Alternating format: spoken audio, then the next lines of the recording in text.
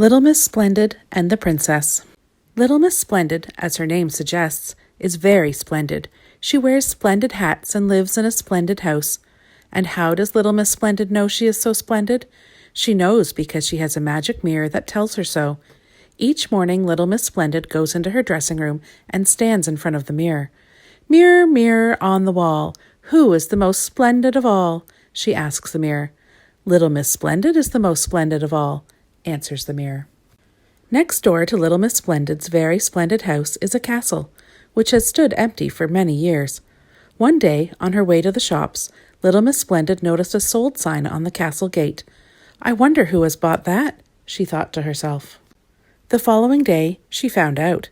Little Miss Splendid was woken by a fanfare of trumpets. She looked out of the window to see 3 moving vans and a very splendid-looking coach and horses moving in procession up the castle drive. A princess had moved in next door. At first, Little Miss Splendid was very excited. "Living next door to a princess must make me even more splendid," she told herself as she walked into her dressing room. She put on her most splendid hat and got ready to visit her new next-door neighbor.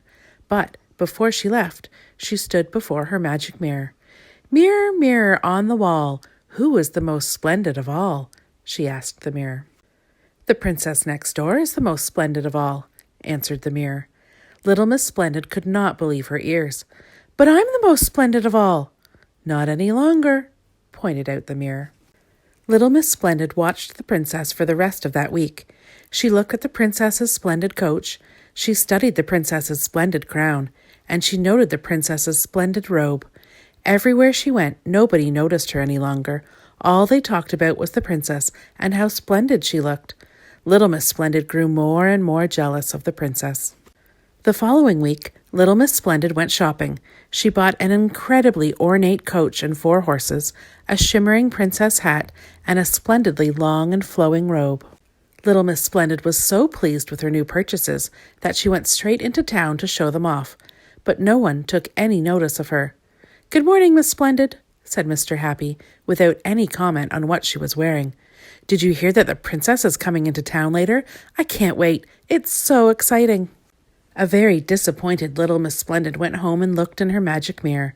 "I do look splendid," she told herself, admiring her reflection. But the mirror disagreed. "The princess next door is the most splendid of all," said the mirror. "And if I may say, you look a little ridiculous." Little Miss Splendid was dismayed. But what could she do? The next morning, the answer came to her when she was reading the newspaper. The princess had placed an advertisement for a coachman, a maid, and a butler. Little Miss Princess smiled to herself. A little later, she went to see Mr. Bump. "There is a job going as the princess's coachman," she told Mr. Bump. "It would be perfect for you." "Really?" said Mr. Bump as he accidentally broke his window. He hurried over to the castle to apply.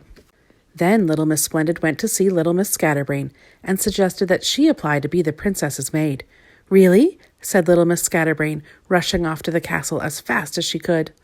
Lastly, Little Miss Splendid visited Mr. Muddle, who was very excited at the idea of being the princess's butler, although he took a few wrong turns before he remembered how to get to the castle. When Little Miss Splendid saw the princess next, it was very obvious that her 3 friends had gotten the jobs. Mr. Bump had crashed the princess's coach and wrecked it. Little Miss Scatterbrain had ironed the princess's robe and burned a large hole in it. And Mr. Muddle had mixed up the crown and the bread. He had put the bread in the safe and the princess's crown in the oven and melted it. The princess did not look at all splendid. Little Miss Splendid stood in front of her magic mirror. "Mirror, mirror on the wall, who is the most splendid of all?" she asked. "Little Miss Splendid is the most splendid of all," came the reluctant reply.